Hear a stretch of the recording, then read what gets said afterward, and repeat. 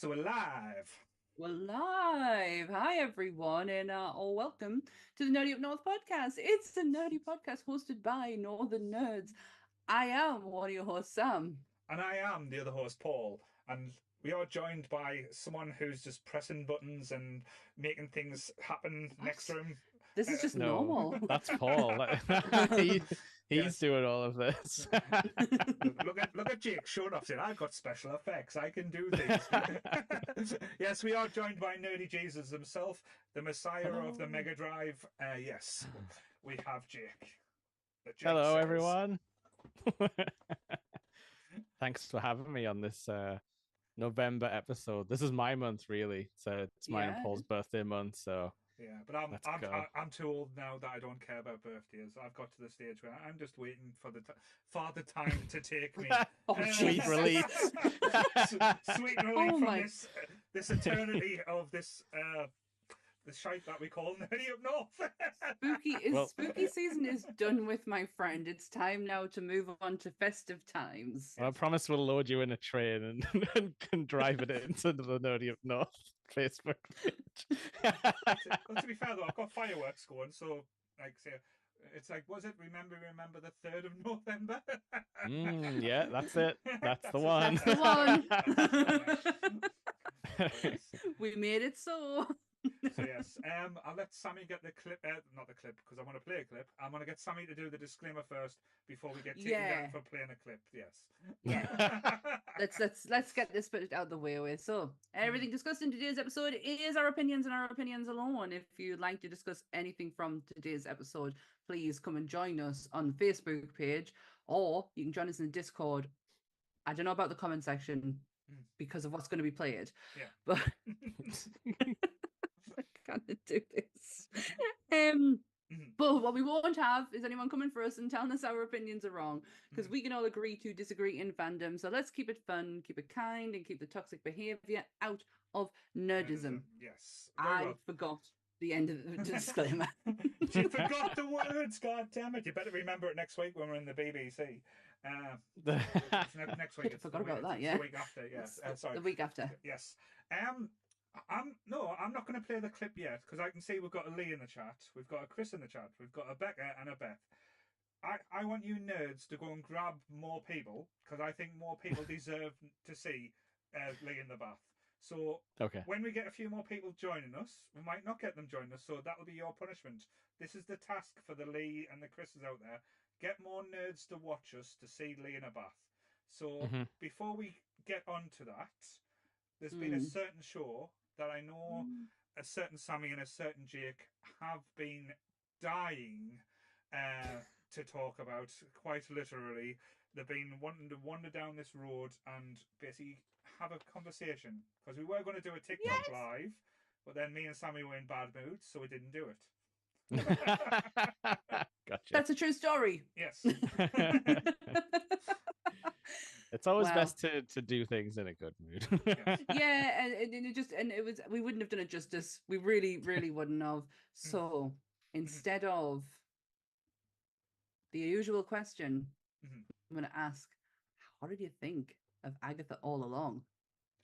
Down the road, down the witch's road. Do you know what? I will be happy if I never hear that song ever again for a bit. Like I really want this out of my head. What a TV show! What a series! Like the series we never asked for. No, we never asked for it. No. But we got it, and thank God that we did, because that just proves Marvel's writing ability. Right there. Very much so. Yeah, and it tricked me so bad, because when it was, quote, in development or whatever, it was like they were pretending that they were changing the name every week. Yeah. And I was like, oh no, they can't decide which creative direction to go. This is going to be terrible. It's like, it's everything you're worried about. That turned out to be a fake out, but it's and it kind of linked into like the first episode technically.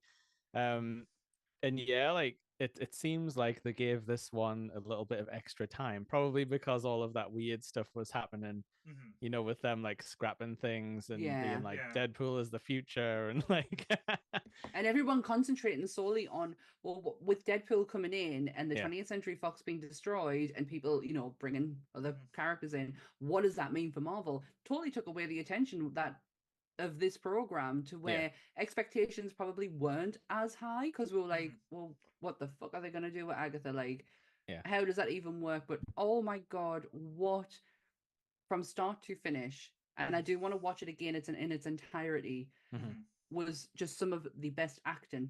Can I? Because I had a great conversation with someone regarding this as well, because we are all in the same type of mindset that the Marvel, like the Disney Plus Marvel TV experiment, has been very hit and miss for a lot of things.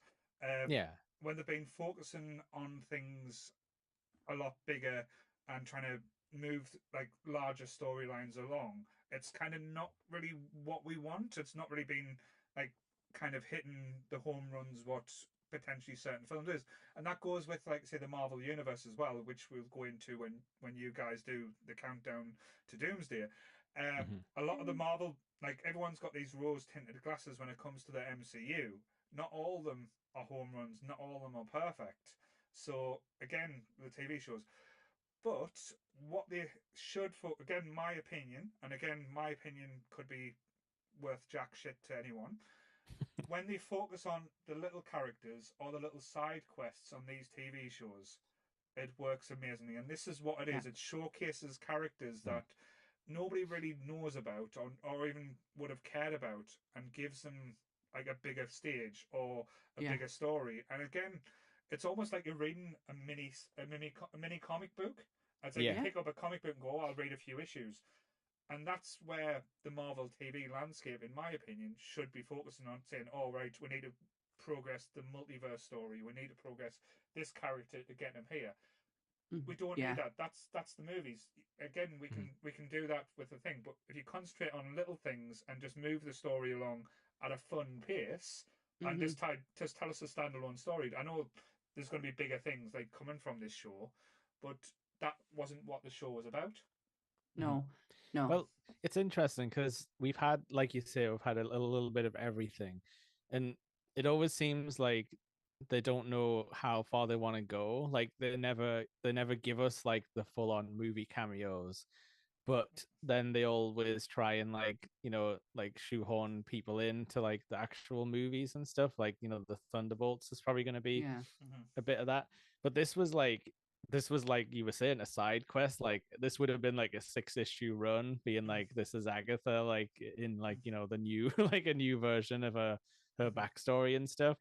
And that's what comic readers love. We love a good like mini origin like story just to like look at, and then, you know, the character is just in the world and you can use her however you want. That doesn't have to be like, you know, she doesn't have to be like, she gets her own movie now because she completed the series. It doesn't need to come to that. I love the idea that a character of Agatha Harkness, who nobody really knew about. You've got to really have known your Scarlet Witch history in order to know who Agatha Harkness is. Or a fan of the Fantastic Four type. But and she showed up in like the new Midnight Suns game and stuff. So like she's definitely like in and around, but she's never like the starring thing very often. But now to be able to use her like she was used in the comics, especially with the ending, she just looked fucking phenomenal at the end as well. They made such a great choice. With Patti LuPone was one of my favorite characters. Patti LuPone is one of my favorite people in the world. That woman is just a saint.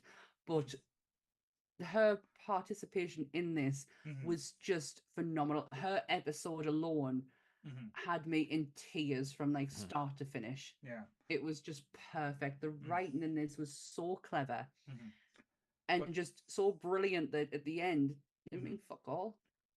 Yeah, and that's the thing when we go to like the switch and the bait type thing, the bait and switch. Sorry, I don't know why I said it the other way around. The last 2 episodes, because Marvel again confused the hell of us with him. We're releasing the last 2 episodes as a thing. We're going, why are they doing that? Is it just to line up with Halloween? No, because it was so cleverly done. Like like the second from last episode feels so much like a final episode until that 30 seconds when you're in his room and you're seeing all around and you're going everything, and it confuses you, and like it flicks back and you're like, shit. But then you get the backstory of the road.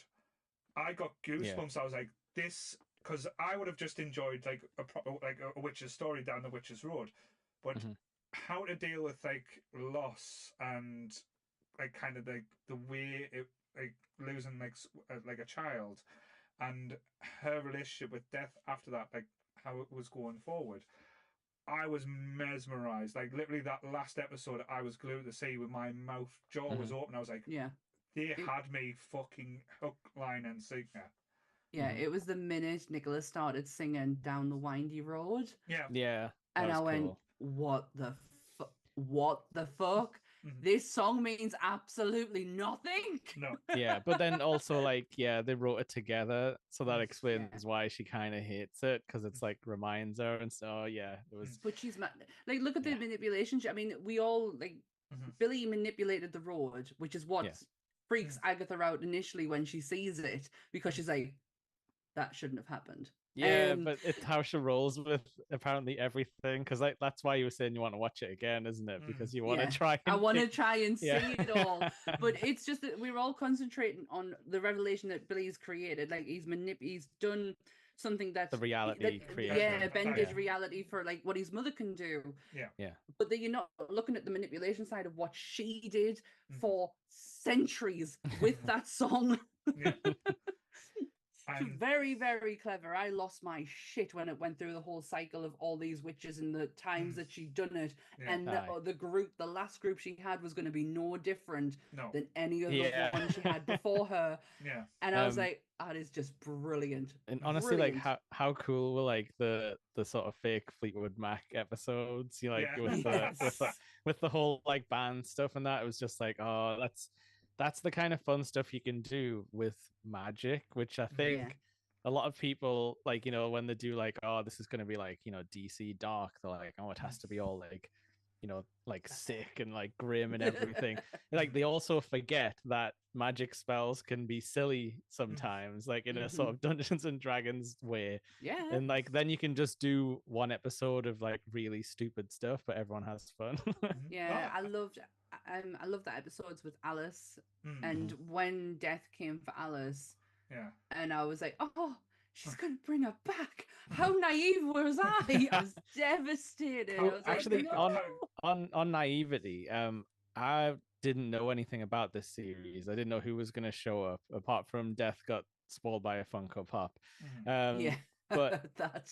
And obviously I'm aware of the character from like Infinity Gauntlet and things like that, but I didn't put anything together about Scarlet Witch connections. I had no idea that it was going to do a bait and switch on like that at the end. So like I was proper along for this ride, and I'm really glad I didn't hear like all the chatter and like the regular Marvel spoiler talk that usually goes around, like like this big character is going to be in the finale and stuff like that.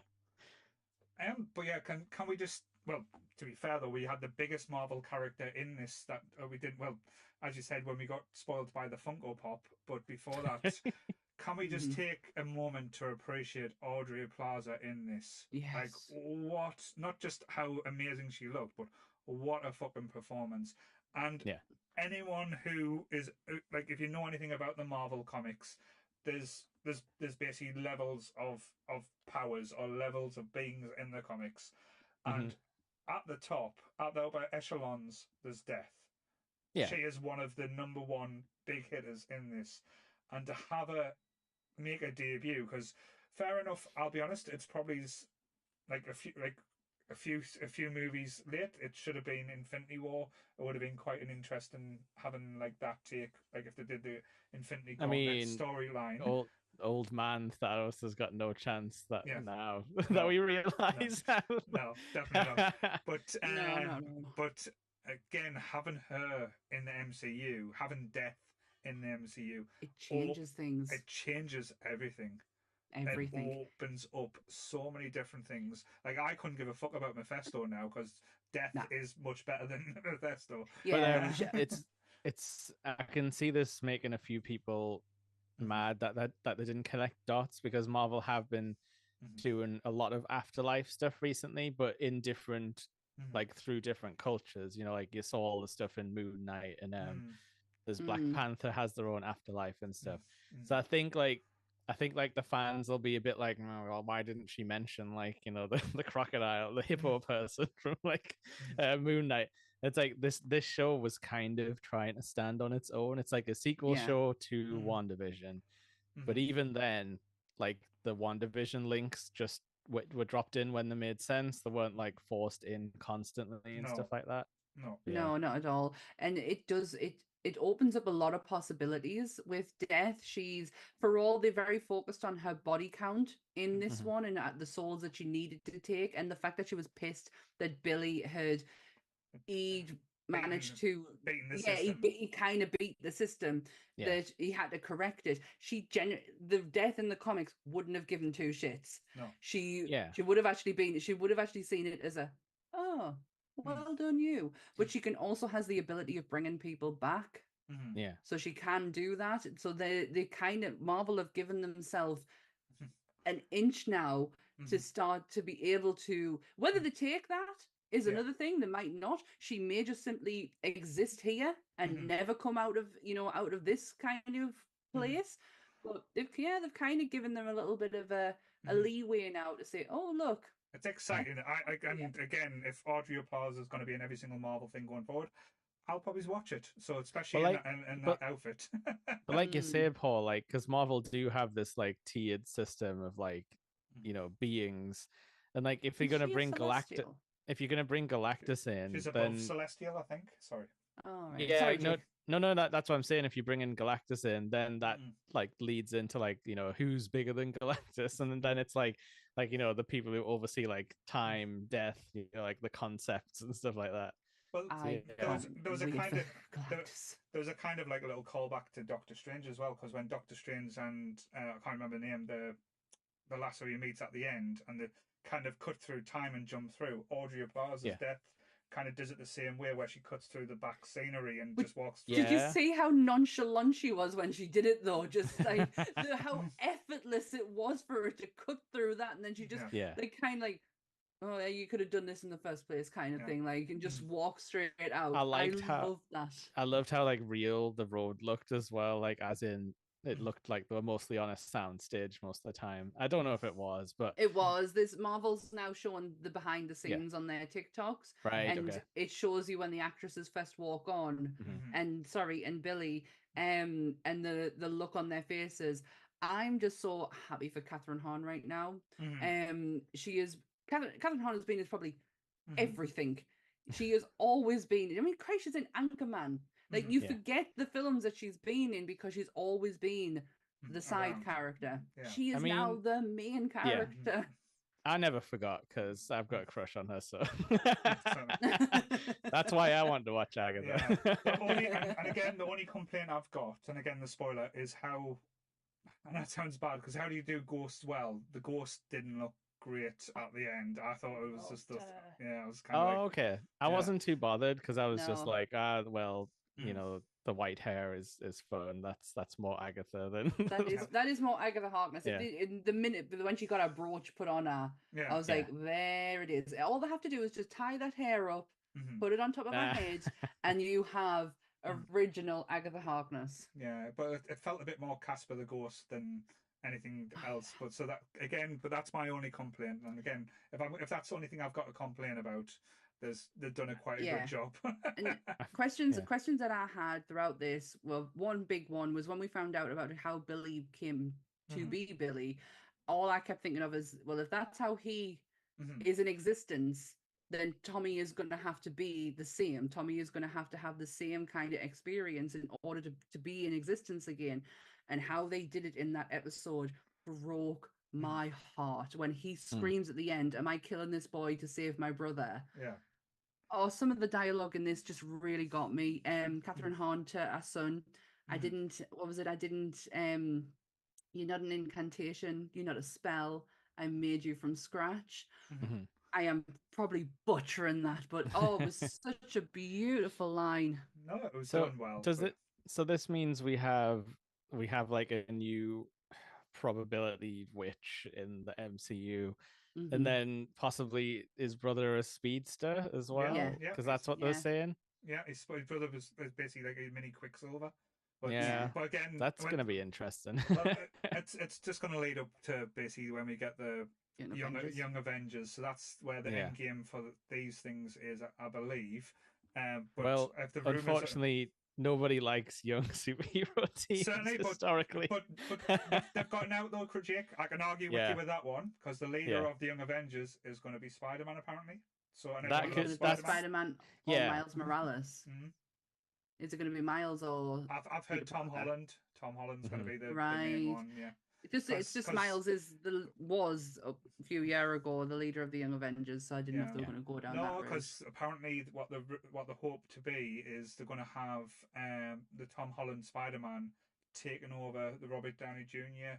role, where it kind of connects and builds from there. So it probably should be, because I was going to say like the young teams I've enjoyed in the past is Young Justice, and that very much had like the big Justice League guys were like in the background, so they were kind of like connected. I think you need that connection to like the established people, because if you go like full on like Runaways or something, people it won't connect as well. And if you do wanting to do a movie, you need to have like a reason that old fans will come in to check out the new superheroes. I totally agree with that.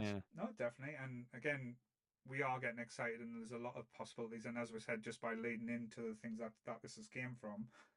But yes, no Blade though. No, well, no Blade. It's not being cancelled. It's not being cancelled. It's just been taken. It's just been taken off the board for now.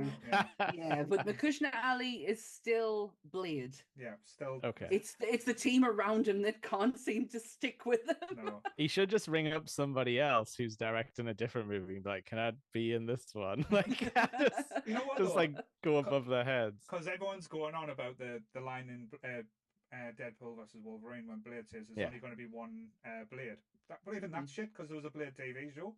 So there's been well, also like I didn't take it like, I think some people took that line as like, hell yeah, Wesley Snipes, there'll never be another one. But I took the joke as Deadpool being like, he doesn't realize, does he? Like he doesn't get it. That was how I saw them presenting the joke. Like I didn't see it as a dig at like the the Blade project that they were trying to do.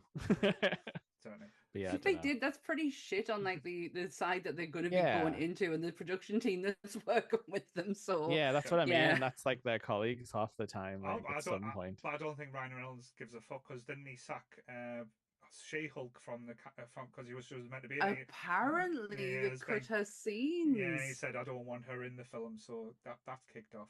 But but yes, so what I'll do now, if you nerds want to let everyone know, like if people are waiting for it, I'm going to play the video. So I'm not going to watch. So tell everyone in the Discord, send out the beacons. Gravy Lee. Like the fires of Gondor. Yeah. So here it comes. I'm going to go quiet because we won't hear it, because I don't want to hear it again. It's sloshing. No. But yeah, enjoy the feast of the eyes. This is a fully grown man naked in a bath of gravy with a Yorkshire pudding for a hat. Hope you guys can hear it. There are guys where no man should ever have to feel. I don't want to. This is disgusting, and I regret promising to do this. Tell us when it's over. If you don't know why I'm doing this, it's happening. Go and check out. Honestly, it's bad enough. I've seen it once before. Me and Chris have this long running bet. We both cheated, so we both have to do our punishments. So I think next week Chris is going to be. What kind of gravy is it? That beef gravy? Or is it chicken gravy? That rotten What Swedish is fish. wrong with him? So that's going to be absolutely amazing. So Yorkshire puddings are all soggy now. Human. This is one of the worst things I've ever done. I'm going to be gravy now. Stinking a beef. But I know I'm going to promise to do stupid stuff like his hands fell off. I expect him to take a bite or something. Thanks for watching. Bye, Lee. Bye, Lee. He drowns in the gravy. He's gone. I'm laughing at Jake. I didn't want to talk over it because I can't remember what he said. whatever he said, it's not important. It's just the fact that he's in the gravy and he goes under fucking the water in the gravy. This isn't. Our thoughts go out to Lee's family. Our thoughts go out time. Bex. I don't know how you do it. The girl deserves a medal, like the biggest of medals, to put up with it. Do you know what happened after this as well? I don't know if you were in the Discord to hear the part 2. He apparently he tidied up all of the gravy bits and stuff and put them in a bag, but forgot to take it out to the trash and the dog ate it. The dog ate gravy. The dog ate Lee. The essence of Lee's weird stew that he made. Oh, Kaiser, you poor baby. So what I'm going to do as well, I will play the video again at the end for all you lovely people. We'll get it before we finish. We'll play it one more time because I don't think a video like that can just use one viewing. I want to see Lee get slopped with the gravy Why can't he go back to doing like wholesome videos where he's doing like, you know, promotion for the Nerdy Up North using what do you call it? That film, I can't think of the film that we did now. Starship. No Starship Trip. Even turtles, even him himself as a turtle, like wholesome material, but no. The dickhead has to go and get in a bath full of gravy. Really full as well. Hey, Bex is in the chat. Poor Bex. Bex, we love you. We It's feel sorry for you. We do. Yeah. My house smells like meat. All it said on the gravy was for meat. I don't know what flavor it is technically. Lee meat. Lee is meat now. So I do apologise. Yeah, so we're 30 minutes in, we've not even started talking about the film yet, so yes. Well, I'll tell you what, while we gather ourselves together, I will give you the taglines for V for Vendetta.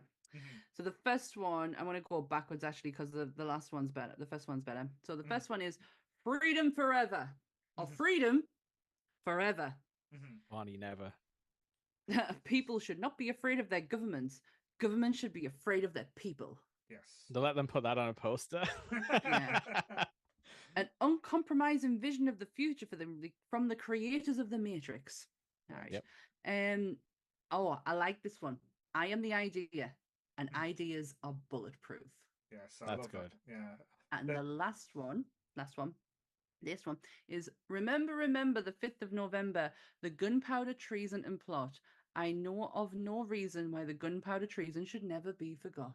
Yes, I think that was the main one that went out because, as I said, this whole plot is around English legend or English, like say, history, which is Guy Fawkes. Which again, I think the one that you said before, Sammy, with the idea one is is brilliant when it comes to this movie because this is a powerful movie. It was a powerful comic when it came out. I remember reading it first and then knowing when they were going to do the film, being quite shocked, like how close they were going to keep it until like the keys and tones of it, because of how blunt. And I know through Nerdy Up North we do try and keep like our political views or political standpoint to a minimum, especially in the group. But I know on the podcast we do let a few things slide. But I think it's difficult to not have that political conversation in this movie because it's probably one of the most political movies that's ever been made. Massively, and it's I think a trigger warning should be put in place for for some of the conversation that may come up surrounding it, because there is some quite especially for me personally was the homosexual side, even from the comics to this. It's a tough one to talk about, but something that you can't not talk about because it's heavily played within the film and the comic. The comic was published originally in 1982, and it was done through what were they called? It was an anthology magazine called Warrior. And then DC, and then they shut down, and then DC Comics allowed him to complete it in 1988, and it completed in 1989. And that was his starting relationship with DC Comics, which, wow, I read today. I was talking to Paul before we came on about Alan Moore, because we all know he's he can be a bit of a dick when it comes down to his intellectual property being used for movies. Yeah. And I read an interview, there was a telephone transcript of someone who literally just came out and asked him why. Why does it bother you so much?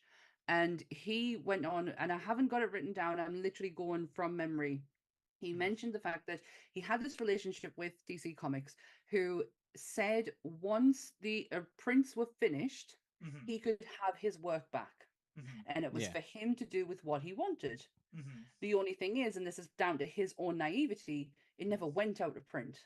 They just kept on printing it. So they ended up keeping the rights, which then they could then sell on. And they did that for everything that he did with DC Comics. So they never stopped printing it because they knew that the minute they did, his agreement would be that he would take his rights back.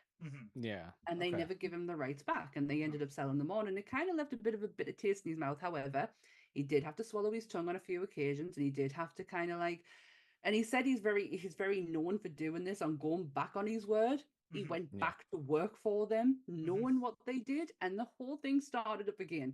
To be fair though, even warlocks need to pay bills. So well, this is what he said. He says I have a tendency for causing such an uprise and then having to go, you know, with my tail between my legs. Well, I kind of actually need this job. Yeah, like I was reading over like the foreword and stuff, like that's in the sort of new editions and things like that. And like the way he talks is he acknowledges like his own sort of naiveties when he wrote this and stuff. And I'm like, I'm not really smart enough to go into like everything he said, but about like all the political sort of like every little thing. But it's refreshing to see a creator be like, I kind of like my idea was a bit half baked on this, and I was probably a bit angry when I wrote it and stuff like that. And it's like I'm absolutely fine for more people to admit that they've changed their mind after a few years, because like that's real. It's and it's growth, and it's called growth, and it's being human. I read the comic before I watched the movie, and I'd be damned if I can actually remember the whole thing. Like, my memory's shocking, but what really did stick with us is the opening. It's on the front. It's like kind of like it's the author's note to you on where he was at the time, and it describes, you know, the country that he's living in. He's in a Thatcher government, and what really sticks out to us is the conversations that were being had at the time around homosexuality, and that in what he believed was, and this is what he believed, this is not essentially what ended up happening or a conversation that actually did happen, but what he believed from where he was in 1982 was that the government were going to create concentration camps for Well, they're bringing in laws. There was talks of laws for being, AIDS. Yeah. For AIDS victims, that's where it led down to. I had to go and do a bit of a deep reading into what the government's proposals were at the time. The AIDS one, I mean, obviously leading into the end of the 80s, into the 90s, they did want to segregate to try and keep it, because they didn't know how it spread. So, is it Section 28, where homosexual men couldn't disclose if they were homosexual to anyone, in especially around the teaching areas, but the concentration camps, I couldn't actually find anything on it. So all I think of is it's the kind of talk that was happening. It was probably, you know, how every now and then you'll hear some politician say something like really, like some local MP will say something really horrible. It was probably just something like that. I think they were using it behind the old-fashioned type thing, or the wholesome family values, or what they would call the English family or the American family.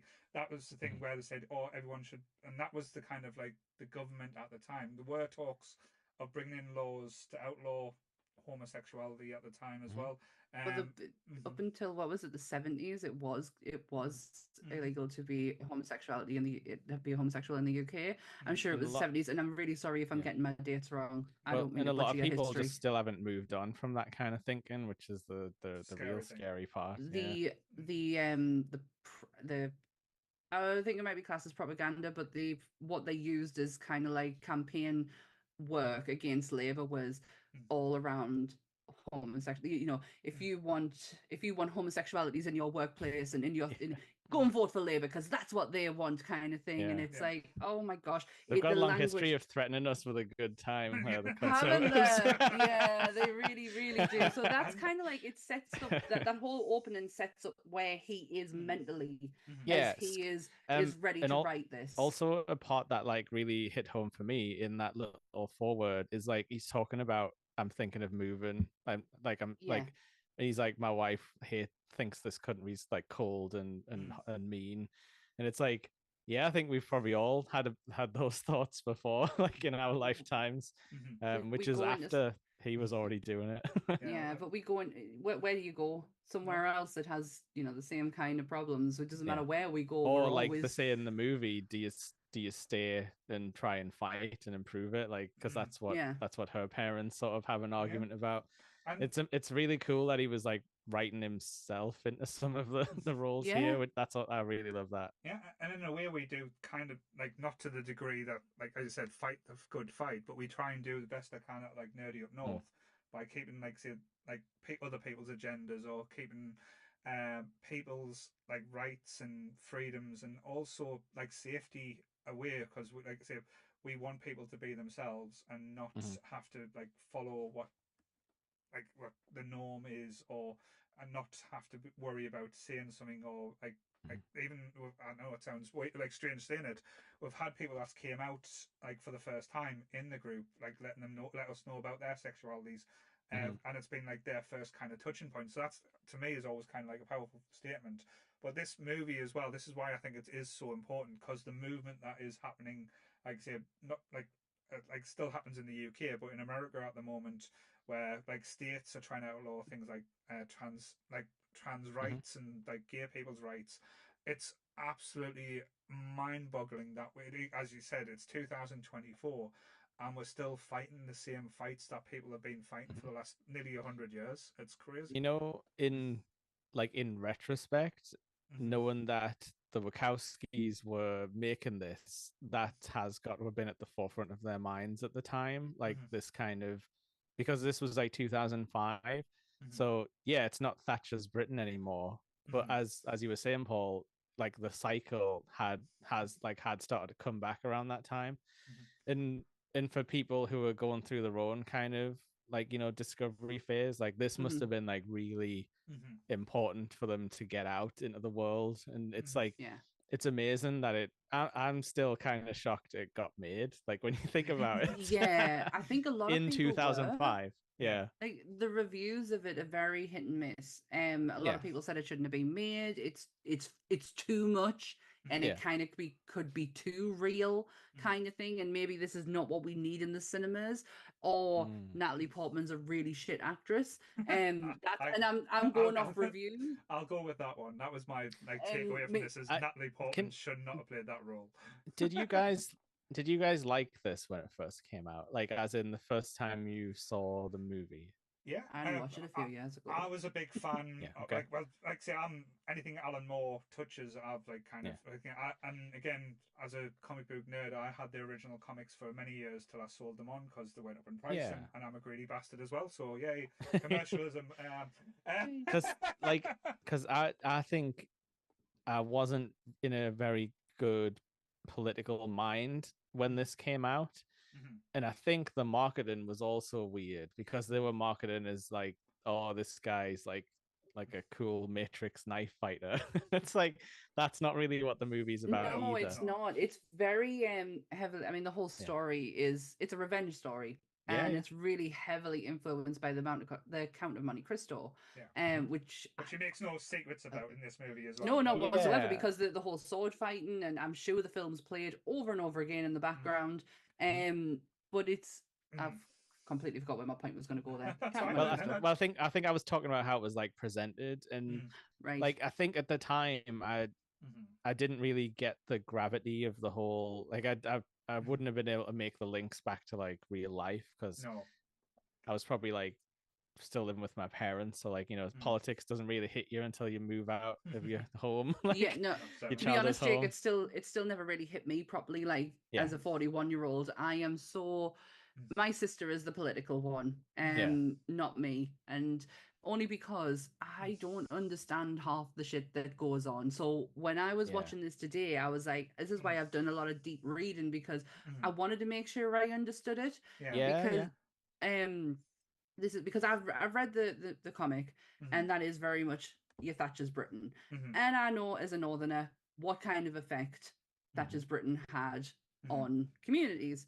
But this is very, and I was saying to Paul earlier, this is very heavily influenced, and obviously it's American writers, and it's aimed at George Bush. It's more American politics than it is British politics. It was at the time, but we've actually tipped over in 2024 into Massively. this kind of politics, pretty much. Yeah.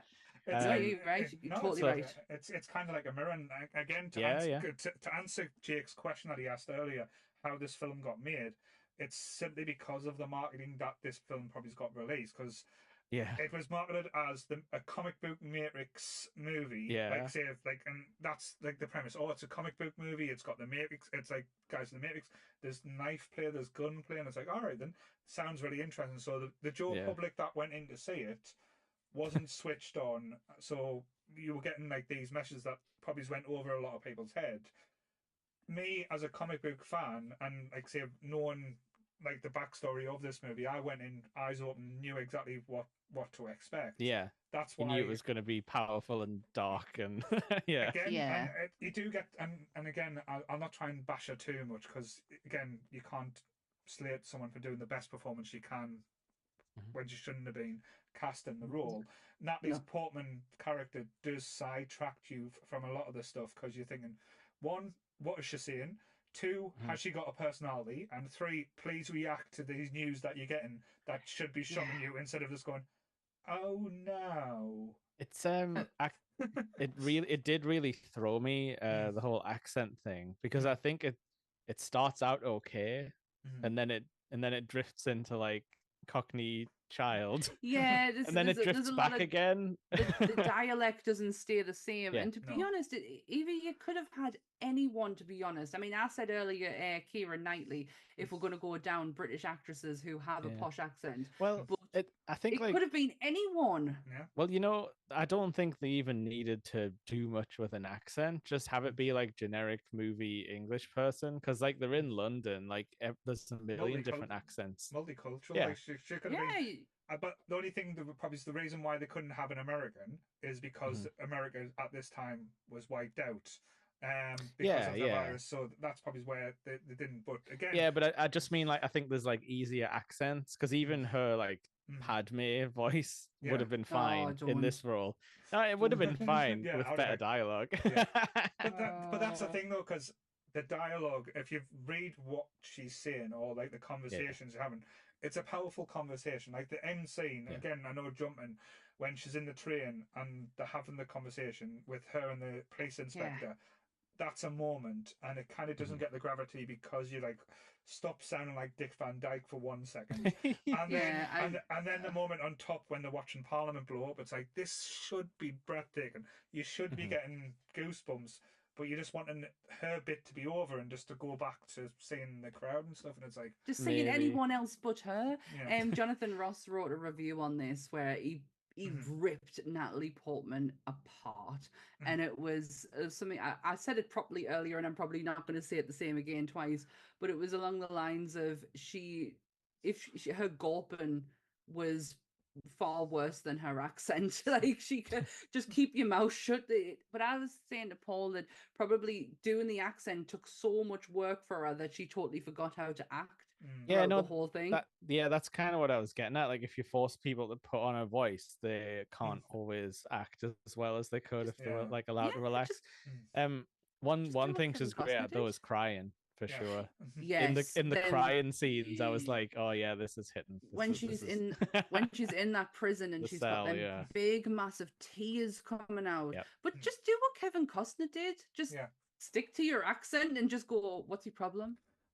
I'm Robin Hood. Like, that's fine, and we accepted it, but we did eventually. And it's interesting because I know when we announced we were doing Midnight Mass, Jake sent us a message saying, "Well, you're going to do a show with the most amount of monologues ever."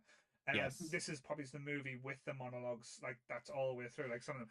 And I know Chris said in the chat, so again with my stutter and everything, this is going to be a nightmare. So I'm going to try and do it because I fucking Oh no, you're going to it. say the V thing. I'm going to try it. I'm going to do my best. I am going to butcher it here. So this is going to be either hilarious or it'll come off amazingly. But because I want to, like, I think as if we're doing V for Vendetta, one of us has to at least try it. And I'm the idiot that's going to give it the effort there. So, Viola, in view, a humble vaudevillian veteran, cast victoriously as both victim and villain by the vicissitudes of fate. This visage, no mere veneer of vanity, is a vestige of vox populi, now vacant, vanished. However, this valuous vestigin of a bygone vexation stands vilified and has vowed to vanquish these venal and virulent vermin vanguarding vice and vouchsafing, I got that one wrong, the violence and vicious and ferocious violation of velation. The only verdict is vengeance, a vendetta, held as a votive, not in vain, for the value and veracity, nearly did it, of such shall one day vindicate the vigilant of the virtuous. Ha ha ha! Verily and I can't say viscosity of verbiage veers more verbose. To let simply add that is very good humor, very good honor. I got honor and humor wrong to meet you, and you may call me V. Bravo. There was a section in there where you were literally felt like it was just rolling off your tongue, and then you stopped, and I was like, no. Honestly, like Hugo Weaving, like how the hell did he like put that one out there into the world? Hugo Weaving is just he is an actor's actor. Yeah. And even though it's a whole movie with his face not being shown, you could feel every expression coming from his voice. I know when I read some of the show notes that it was because he literally would have the mask on the whole time. They were very clever in the lighting that they used to kind of distinguish his emotions. And so they were like sort of tricking us. Like if there were certain places you wouldn't, because obviously he had the permanent smile. You wouldn't see that if he was looking sad. You would just see his eyes, and it was very clever how they used the lighting on his face. But I did notice a couple of moments, like I totally, in a way, I kind of forgot the mask was there, if that makes sense. Because like you say, you could hear it in his voice, and just like the head movements, and like how if the camera was like close up, like they were sort of conveying like, oh, it's like a more sad moment. It's very interesting, especially since we're in the time of Marvel when they just rip the helmets off every character and masks. Yeah, nobody attempted to, not even Natalie Portman. No, there was the one mask, thing I didn't. I just want to say though, the mask was beautiful because like the design wise, because we've had a lot of masks in a lot of movies. Like I know I'm not the biggest mask fan of Spider-Man with the Green Goblin. I have my issues with that. I think it looks a bit ridiculous. I would have been upset if they went for a rubber mask with this one, like because people wanted, like, said, why cast someone with Hugo Weaving like range with facial expressions and stuff and put them behind a mask? But if you had it any other way, if you had any movement or any like kind of, it wouldn't have looked right. It wouldn't have had the same feeling. It wouldn't. It would have been so cartoonish that it would have actually been funny. Yeah, well, it's interesting because I was thinking about this when I was rewatching it. That the first time when I watched the movie, I think I remember like the policeman in the movie wanting to see what's behind his mask, and this time I had like no desire because I was like actually following the story properly, and I was like, it's not important in the slightest to see anything about what he looks like, which is really interesting because usually in movies, if there's a masked character, it gets like pulled off at some point, if that's the point of like, I mean, maybe it doesn't happen like Michael Myers, but maybe every now and then it does pop off, and then I think that's why in horror we don't really expect that to happen. so often, like, we're not bothered about what's underneath the mask. It always ruins it, doesn't it? Like when you see like Jason's stupid like bird zombie head, you're like, oh well, that's worse than what I thought. You're like, what was in my mind? Put the hockey mask back on. It's not worth it. Also, I just want to give a shout out. I bought physical media to watch this. He did. The government can't take my V for Vendetta away from me. And how much did you pay for the physical media? £1.50. £1.50. It's a succubus. £2.50. Get it. The price of the Vox Populi, whatever that means. I thought he was actually joking when we went to go and buy it. I thought he was taking the piss.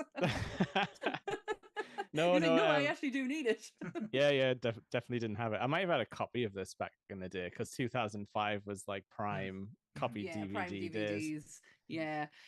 What I was going to say earlier is what I don't particularly like about Evie and V's relationship is she almost romanticizes it, and that's not how I remember.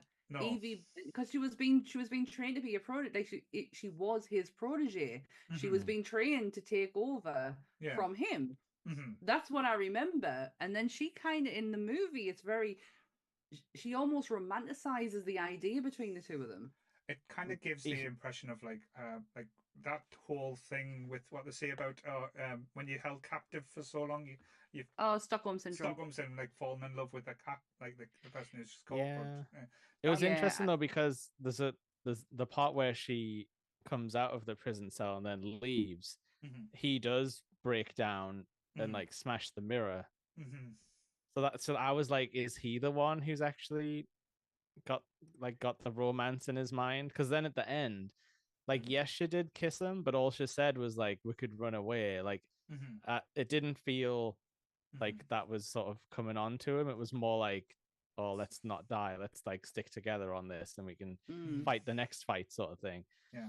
But yeah, I was like interested in how you guys read that part where he smashes the mirror and like actually gets angry that she leaves, because I wasn't sure, like, is this like a father and son or a father and daughter or work colleague type of thing? Is he mad because he spent so much time training?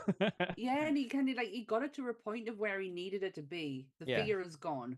And now she's just going to go off on her own, and everything that he either had planned afterwards is now gone. I took it as frustration. But then also he was like, I've listened to all this music and I've never danced to it. Like, so he was definitely reaching out for some kind of like human connection, but I couldn't tell. I guess maybe they'll leave it for us to decide. I couldn't tell if he was like, because I know got the hots for her. because in the comic there was this is where I think the writing in the comic, or even in like say the movie and stuff like that, was done brilliantly, because you could have went with the easy tropes or the easy like kind of connections, which at times it was kind of hinted towards as well, because when they're talking about like what happened at the hospital and how Evie's brother had been affected and like died because of the virus and stuff like that, I was like, when I was reading, I was like, all right, then so he's connected to her in certain ways. Are they going to try and say, oh, Evie, I'm really your brother, or I'm really like a relative to? And I thought they were going to go down that route, which would have been a very easy and like say like no brain type of writing to do. Where they didn't, they kept that little bit separate. Where in the comic you do get different feels from their relationship. It's more brother and sister, like family, than actually romantic size. Because even if someone's got great ideas, I know you can fall in love with someone's idea and mentally, but he was like showing her the new world. So I don't think romantically she would have went that route, but I think because it's Hollywood and they wanted to sell the movie, they went, well, we'll make it a bit more romantic. But I think the kiss is fine though, I think, because like he's covered up, he doesn't have any skin left, so like if you want to give any like human connection, like affection, like whether or not it's like friendly or brotherly or like, you know, romantic, like I think that was the way to do it. Just that quick thing, then it's over and we move on and we don't have to talk about it ever again. But no, that's interesting hearing some of the comic side of things, because that was one thing that impressed me. They never go for the easy trope. No. Because what you were saying about the sort of backstory, because that was my thinking. I was like, oh yeah, he's probably gonna know all about her parents, and that's why he Mm. picked her. And it's like, no, he doesn't know who she is. It's like the sort of the domino effect that they kind of get into. Like nothing's a coincidence. Like Yeah. things happen for a reason. Mhm. And yeah, like I really like that, how it wasn't like, I knew your parents very well type of Yeah. thing, you know what I mean?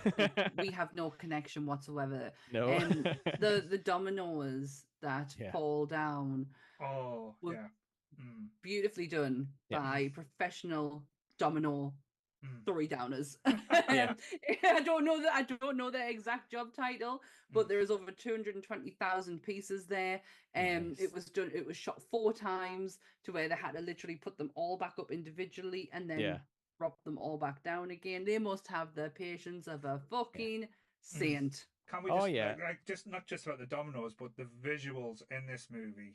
Like everything is just like there's just bits where you're watching is mesmerizing, which is funny when I say that, because when you look at the marketing and stuff, the marketing for this movie was very bleak. It was very one-dimensional.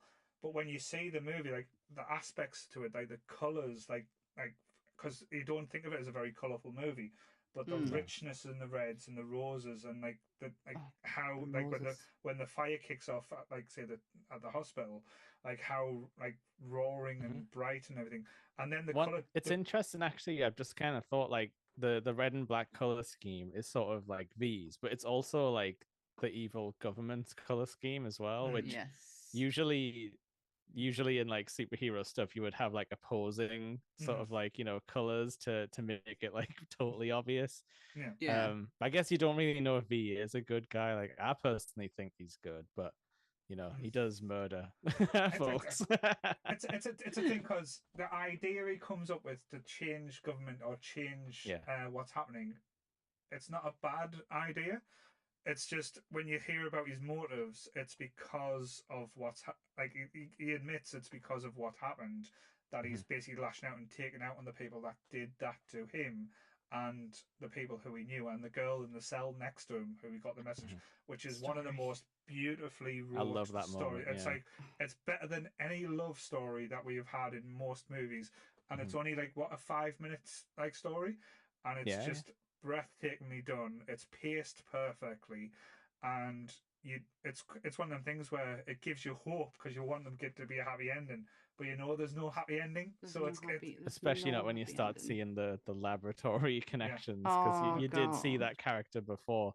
I'm just so glad that we didn't get to see her, the love of our life, getting chucked into a van. I'm glad we didn't get to see that part, because that would have absolutely broke me. It's interesting as well, because like the Evey character goes through the same like thinking that we are, because like I was definitely thinking like, okay, but this whole thing was fake, so like was she real? And then like, you know, you get like, so like it's interesting how they play with that, where you're like, well, maybe it isn't, and then like they actually explain like she is. But this is this whole film at points as well, because it makes you think, did I have to witness what they're telling us, or is it a propaganda movie at the end of the day as well?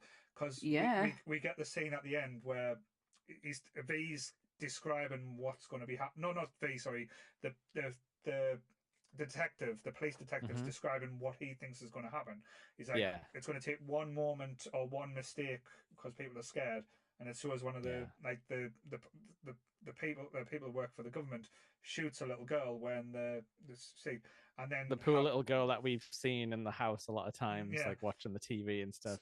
So you're kind of feeling like the crowd. You're getting like uproar. You're getting angry. You're feeling like that venom coming up in you, and then you see what happens to Stephen Fry as character, which is just absolutely brutal and quite telling. Like, so, and again, he's only in it for a short while, but it's so interesting and so like cleverly done.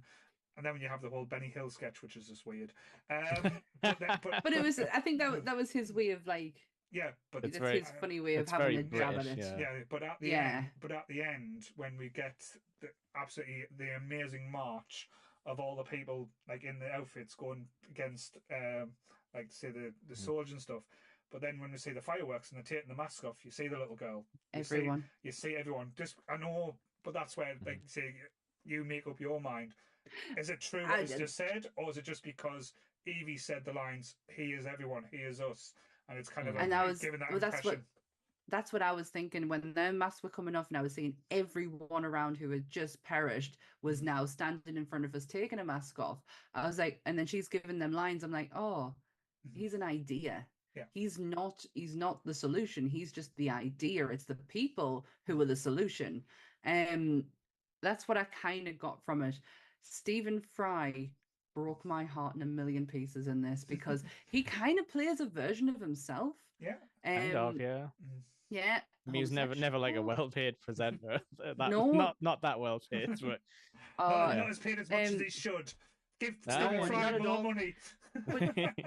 Just give Stephen Fry all the money. Just that, he's how educational he is, how open he is. Like the fact that he had a Quran there, and it's not out of anything else other than the fact of just for educational purposes. And preservation, because and when I was reading about his experience on this film, he was so happy he was going to get beat up.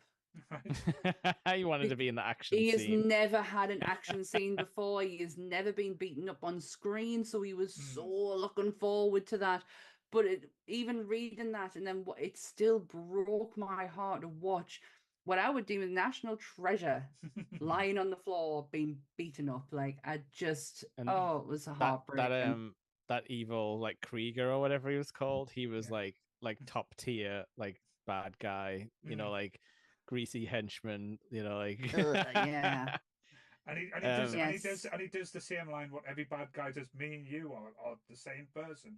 We don't care what happens. It's like, and he's like, it's not happening. And then we do in that moment there. We do have the Matrix coming into it, where we get bullet time with knives, basically. I'd say it's more like a video game, because his knives have those like tracer lines on that they put on so that you can see what your character's attacks are, and makes it look fancier. Like he draws the lines through the air and stuff like that. I was so angry at the guy, the henchman guy, because he plays a doctor in Downton Abbey. He's the reason that one of the daughters died.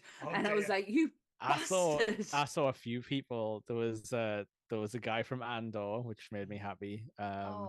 And this film is full of like guys where you're like, I know that greasy looking business guy. He's up to something. He's always up to something.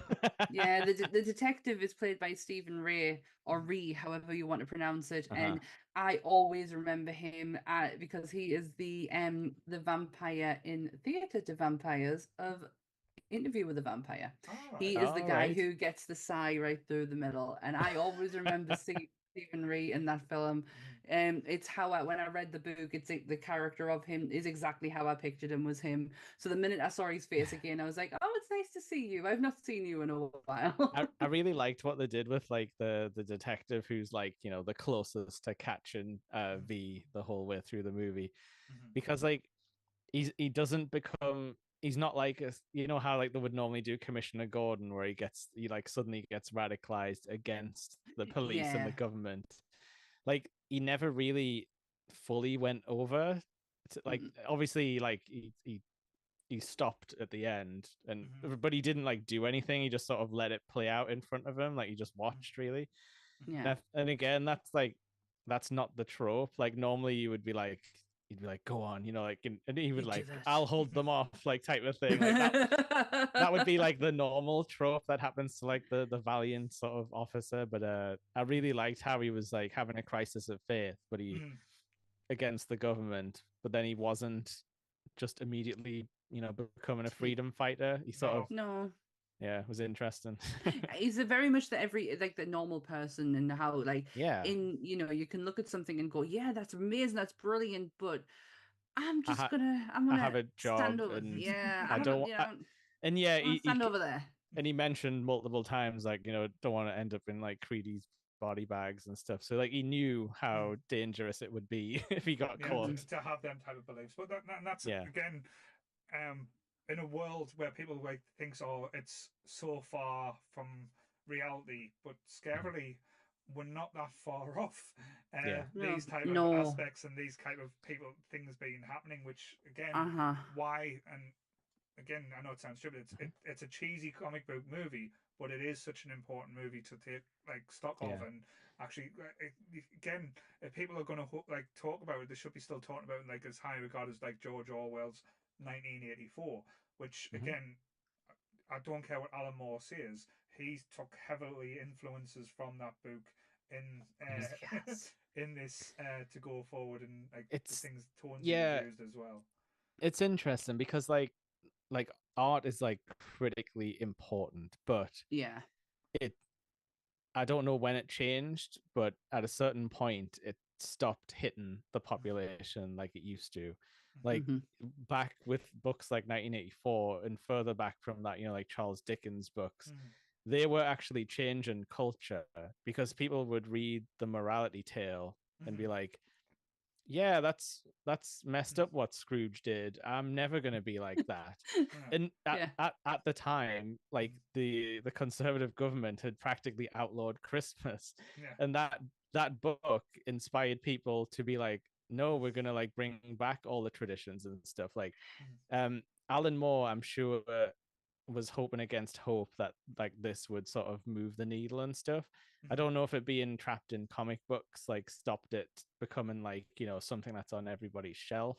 But I think we've kind of lost that because you see it in this movie when he's watching that like trash like space show, and she's like, you watch this rubbish? And he's like, yeah. It's like that's what happens. Like people watch the trash TV shows and get distracted from the messages in like the good sort of media.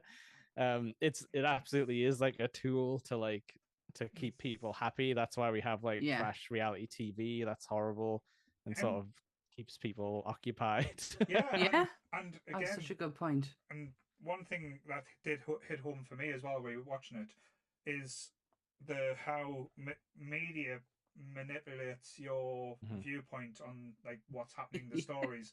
It's like oh, this building's been blown up, we'll say it was decrepit, it was damaged, it was down for demolition, so it was some demolition man having a laugh, like the fireworks were a surprise type of thing. So it's kind of like that, where when you look at who owned the media for a long time, and again, not to say it was right or like get my political beliefs, but how they were lambasting certain political leaders like Jeremy Corbyn for so long, that was a fabricated stories and just basically not showing the true stuff that was coming out. It was more knocking this what they used to say is a doddery old man, which again changed British politics for quite a long time.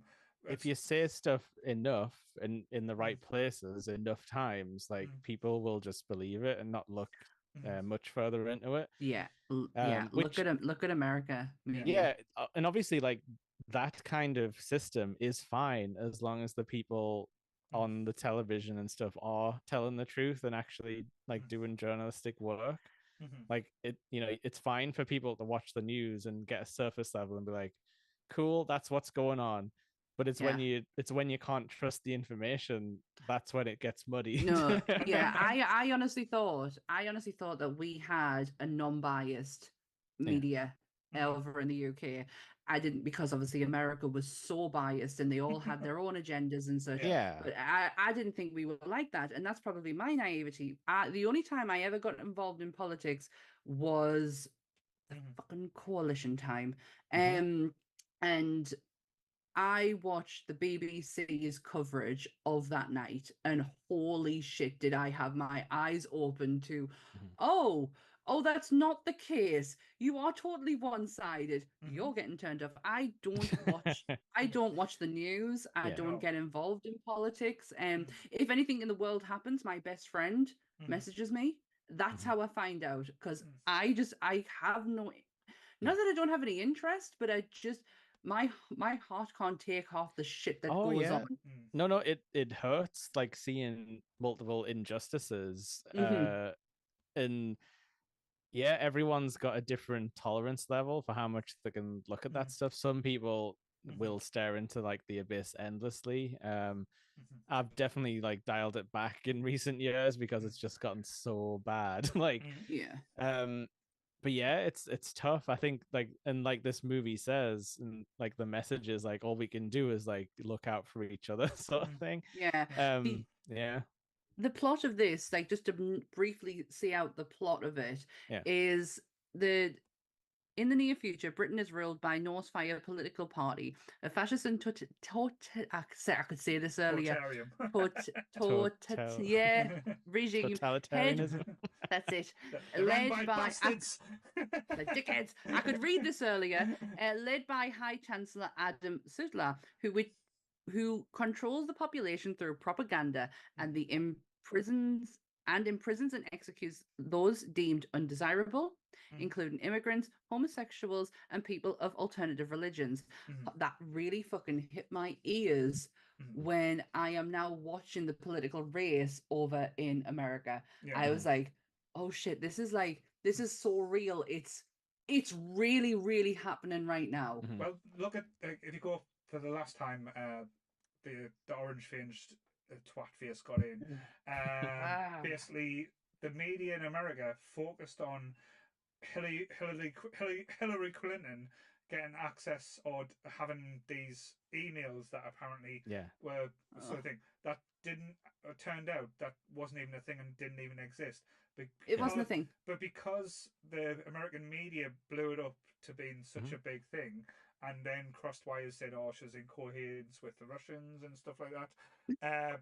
So they blew it up to things so that the orange face, twat face, actually got in over someone. I'm not saying Hillary Clinton was the answer for America, but fucking hell, she could have done a better job than what he did.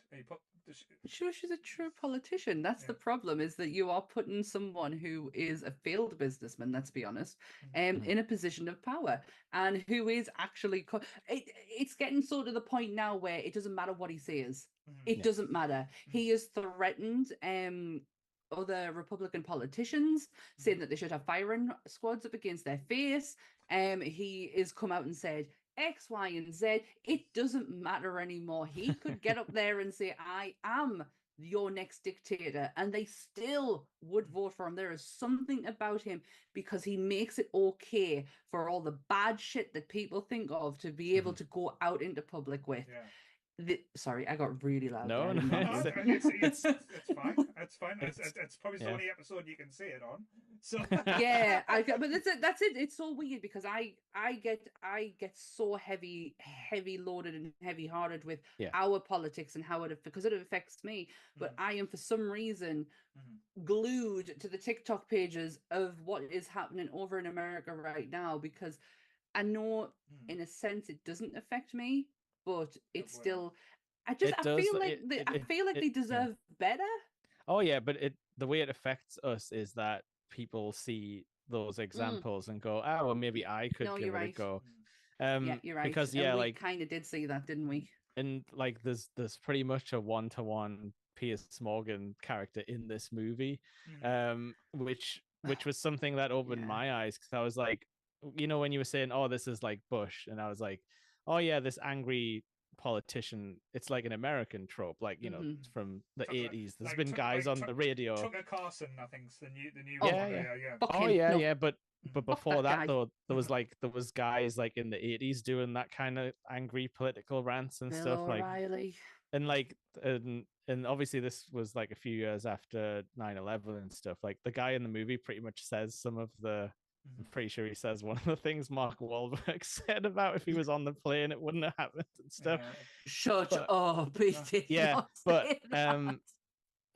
Now that we have that in England, like, we have the angry politics man who's saying horrible stuff every morning, and people actually watch it. It's like, it was almost too real when I was thinking about it. No, you're right. The impact is of someone like him getting in power is that it's okay for anyone else, and we kind of had a taste of that not so long ago. It didn't get as bad as what that's how they say this guy in the movie got in power, that it was through fear and like and turning a tragedy that we find out was set up, turning that into like a focal point of the election. And if I get elected, I will, like, this will never happen again, sort of thing. And it does happen in real life. and I think that's a scary thing, because I know again, I keep harking back. It is a comic book movie. It is meant to be silly fun. It has these messages in there, but overall, it is a fun movie. It's got some amazing set pieces. I think it's like it's what you would, apart from the horrible oppression and stuff, you would like to think that there are people like this in the world, like heroes technically that will stand up, and have the power to fight, because that's kind of what is lacking in real life a lot of the times. Like the nice people don't have enough power to fix anything, and a lot of people don't have the energy. You've got to think like you have a life, you have job responsibilities, bills, like that all gets onto the point where, or podcasts like I do, and it gets to the point where it's like it's too much to where, is that fight really worth it? Should you try and persist for like another day so you can actually be around? But this hit home for me on a personal note when they were talking about her parents, being like freedom fighters after they got like radicalized through like the death and stuff. And like my parents are a lot more braver than I am about going out and like your protesting. Parents are so fucking cool.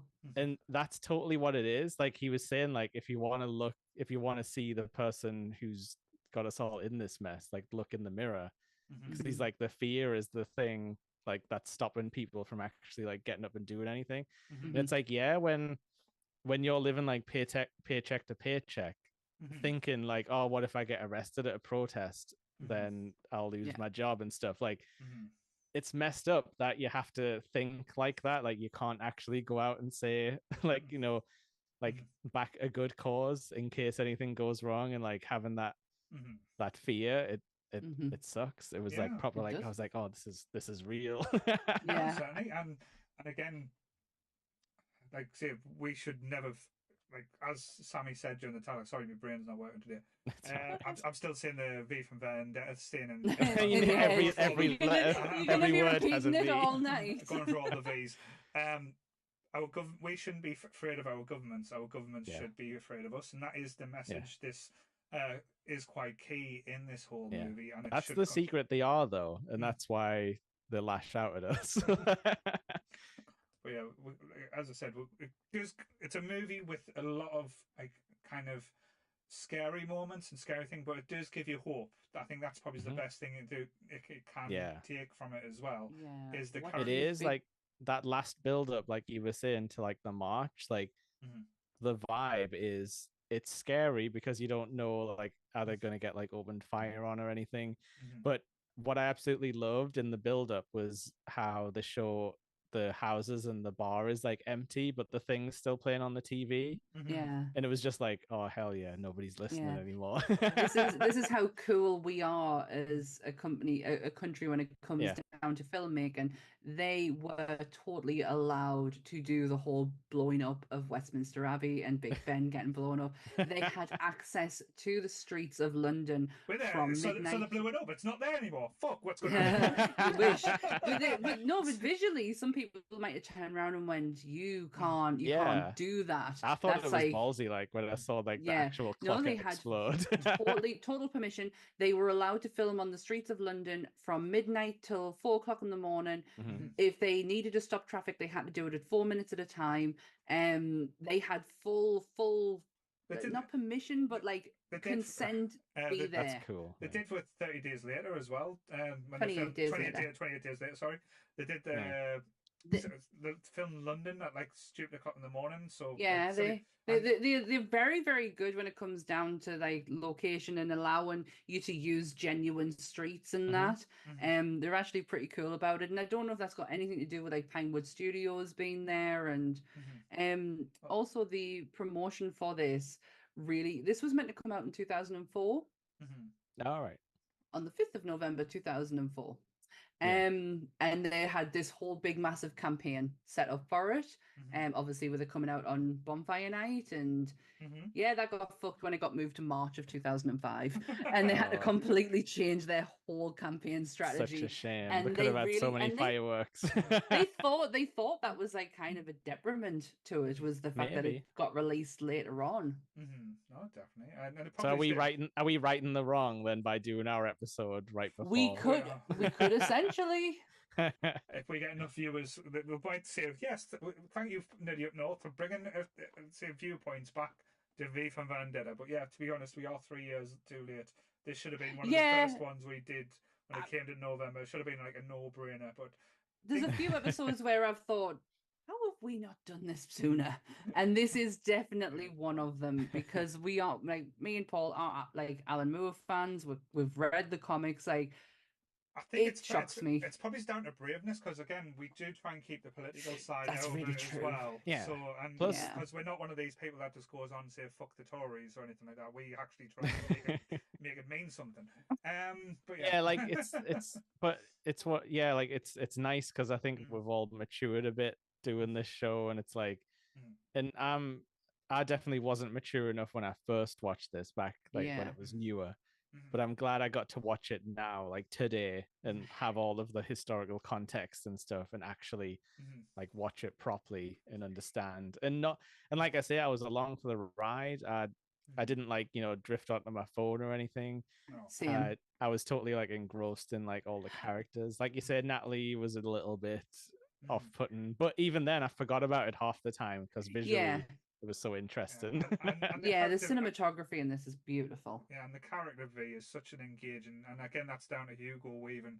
I think if anyone else's voice, it probably wouldn't have as gravitas or as impact as well. So he added a lot to it there. I think what's amazing is that he's actually in there, because I feel like now it would be like an overdub, but the physical acting he does is really effective. Like I said, I almost forgot he had a mask on at times, because it's not, you don't need it, because the way he moves is so like, I'm guessing it's like stage, because he's like a stage actor.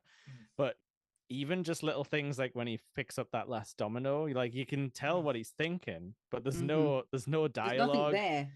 But like you can tell he's thinking like, that's odd, like this one is left. It's amazing. It's amazing how actors can, even just with a twist of the head, just be able to give you something. Hugo Weaving is in the mask 90% of the time. He did have a stunt double, obviously for insurance reasons, which a lot of people do, but they do try and do a lot themselves, and he did. The one stunt he couldn't do though was the one of them walking through the fire. His stunt double walked through fire. Literally, he has a protective suit on, but what they did was they reduced his body temperature to the minuses. So but also what really helped is that they were filming in minus temperatures as well, so it kept him cool while he walked through fire.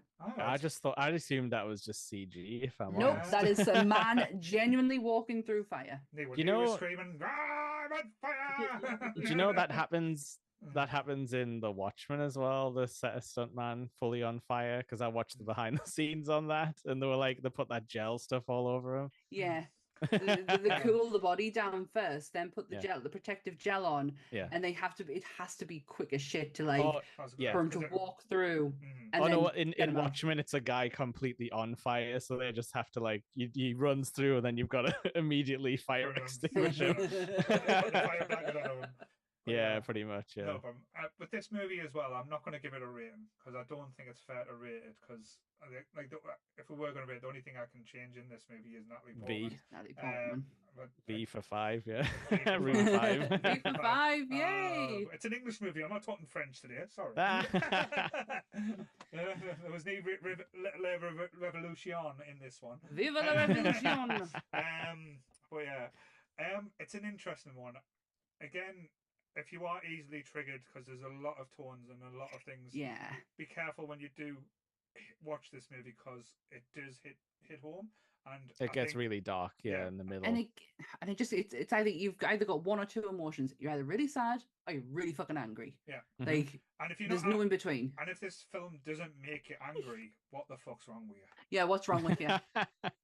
that's probably it. And again, and that's why I love this movie. It's thought provoking. It pokes the bear, and it does everything that we like. You kind of want to. And again, not to go like if you start describing like favorite scenes and stuff, we could go through all night.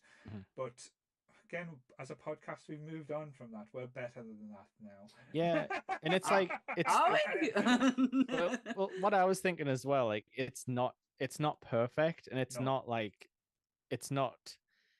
Like some of the scenes are like heavy-handed, or like the dialogue is a bit like silly and like over the top, but it's good. Like, but it's not like, we're not saying it's like a perfect movie. It's definitely got things that could be improved, but then also like they did so much to make this work that it's not worth faulting it just for like some odd moments.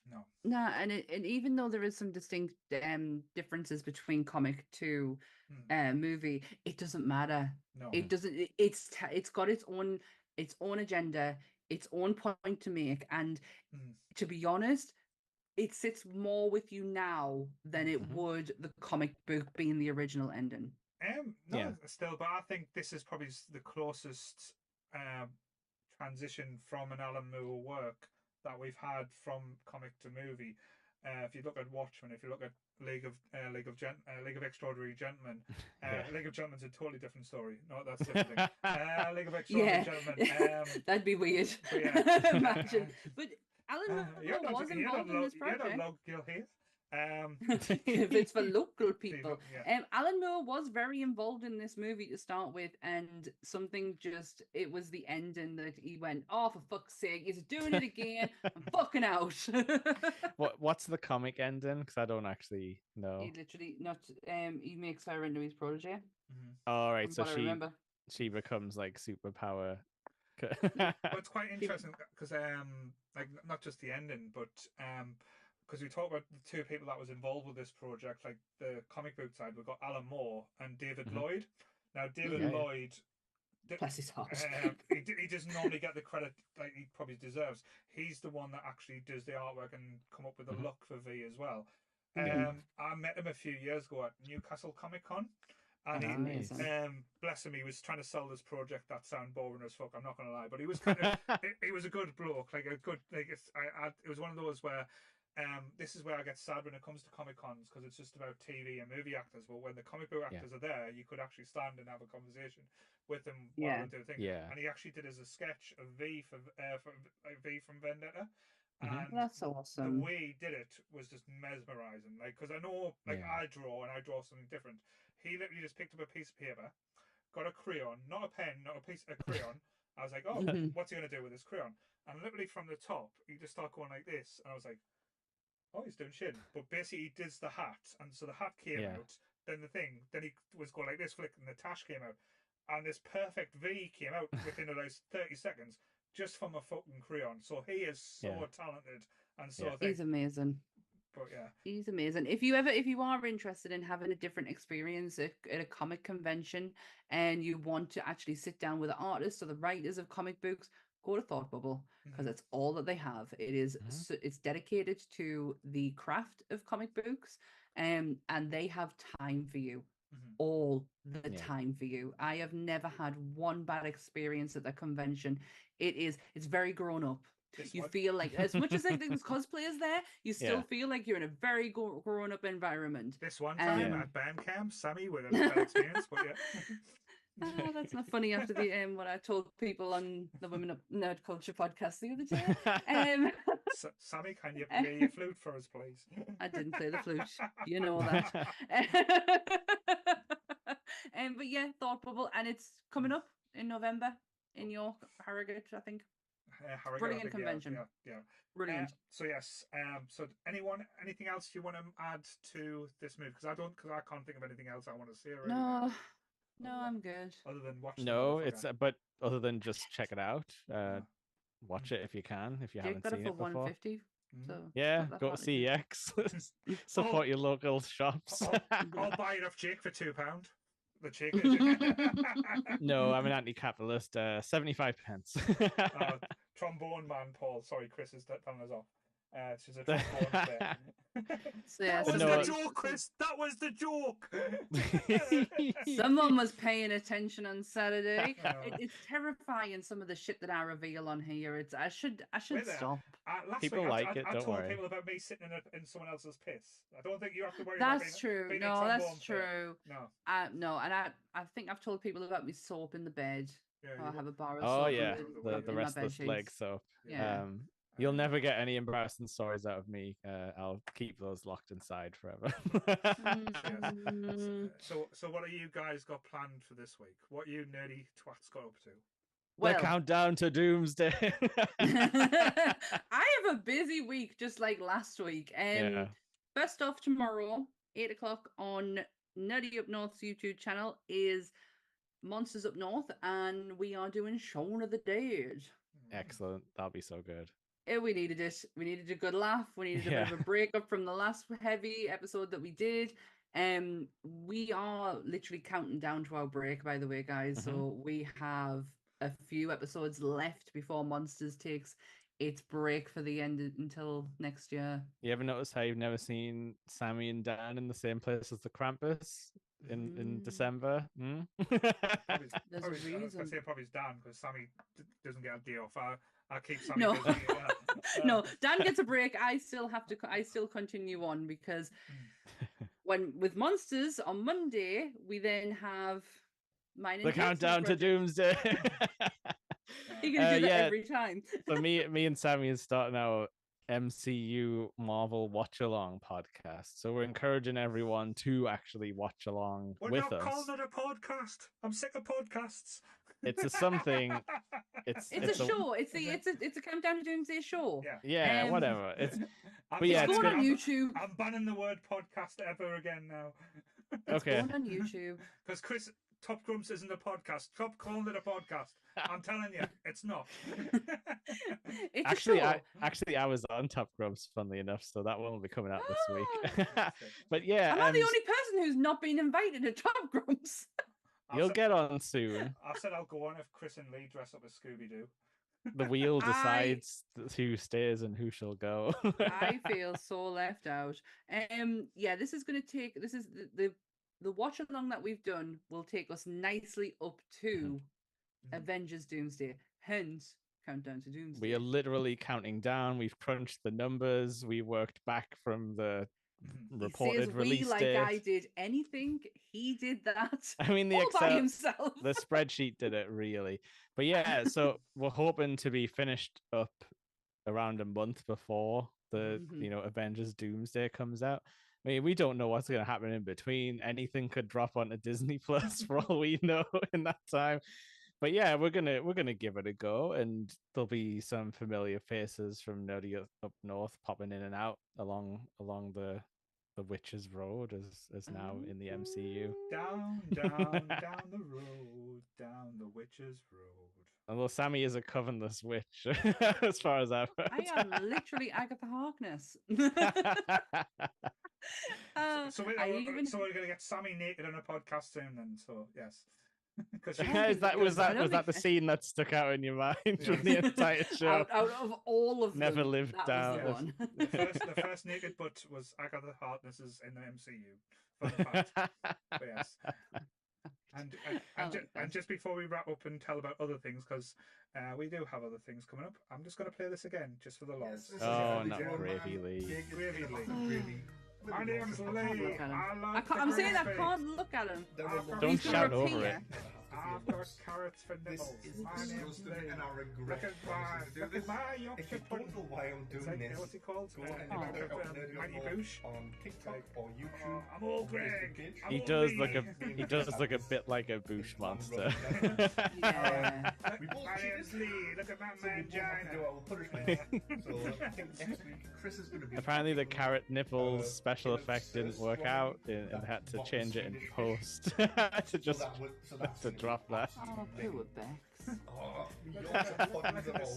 He's not going to eat that, is he? It's one of the worst things I've ever done. I really hoped he I'm did. gonna be stinging the beef for weeks. Oh, no. Look into I know I'm my gonna eyes. promise to do stupid stuff like this again. You can buy my bag of gravy. Oh, Bye. here we go. Bye. He did say he regretted that dunk as well, if anyone was wondering back at home. But yes. I regret the whole thing existing. I regret Lee. That's the only thing we can say. Oh gosh.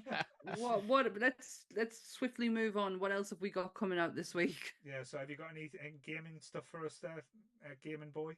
We play games. I can't remember what we're up to. We might end up like finishing off Alan Wake or something. Mm-hmm. But yeah, we've been trying to like dual stream on TikTok and all that fun stuff. So follow Gaming Up North on TikTok if you want to see random little vertical streams on your phone, if that's what you're into.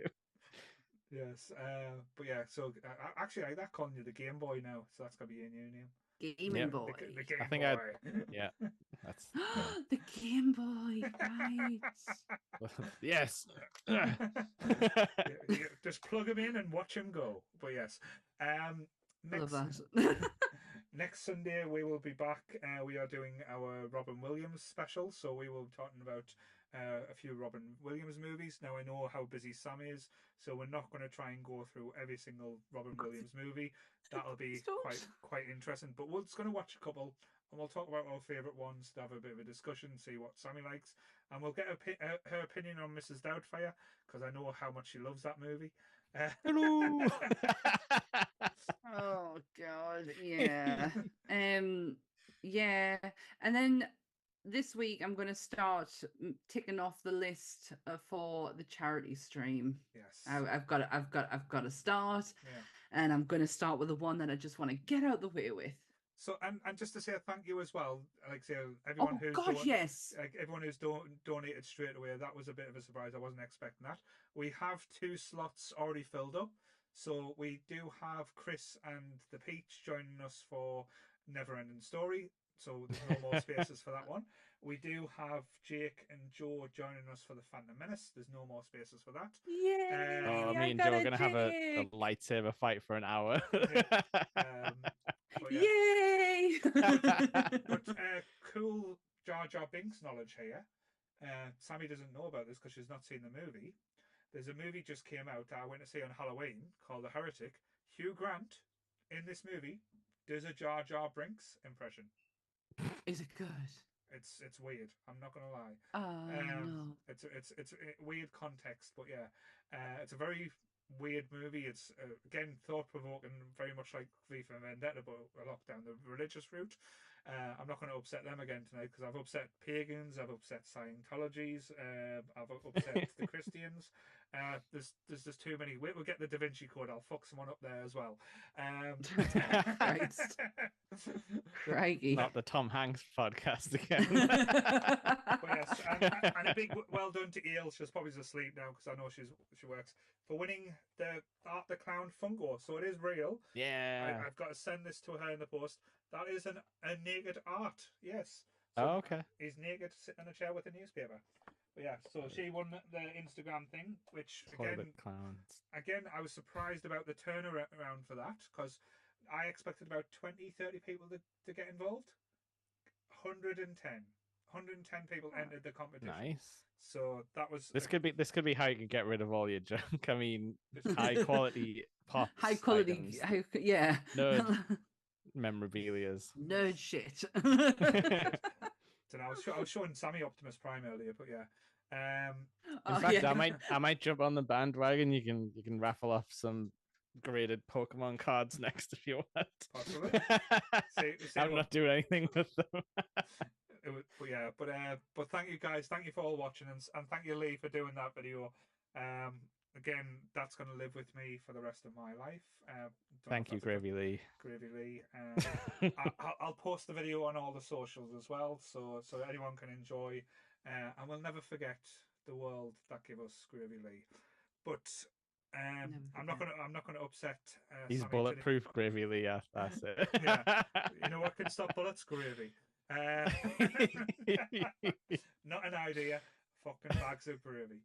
But yes, I upset Sammy during the Halloween episode, so I'm not going to upset her today. So I don't want to. But just don't you dare!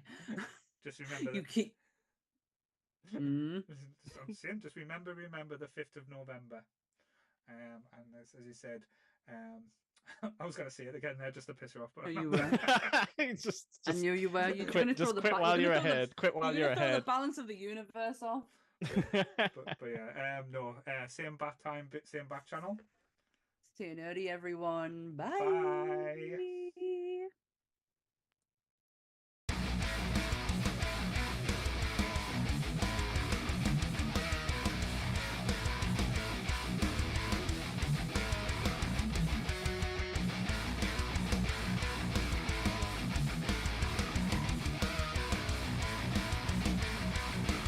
Yes, this is a fully grown man naked in a bath of gravy with a Yorkshire pudding for a hat. I lost a bet. There are lumps where no man should ever have to feel lumps. This is disgusting and I regret promising to do this. If you don't know why I'm doing this, go and check out Nerdy Up North on TikTok or YouTube or the Facebook page. And me and Chris had this big long running bet. We both cheated, so we both have to do our punishments. So I think next week Chris is going to be eating a tin of surströmming, that rotten Swedish fish. So that's going to be absolutely minging. Oh, my Yorkshire puddings are all soggy now. This is one of the worst things I've ever done. I'm going to be greasy and stinking of beef for weeks. But I know I'm going to promise to do stupid stuff like this again. But thanks for watching. Bye.